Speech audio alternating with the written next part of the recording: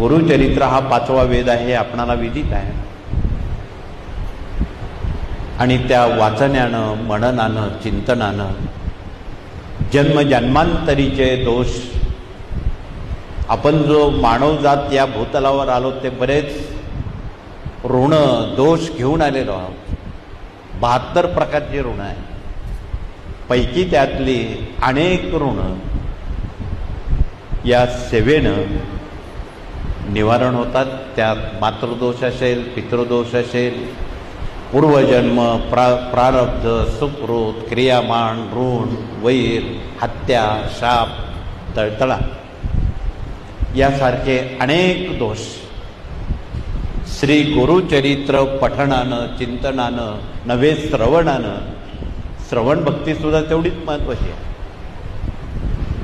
त्यानं ते निवारण होतं.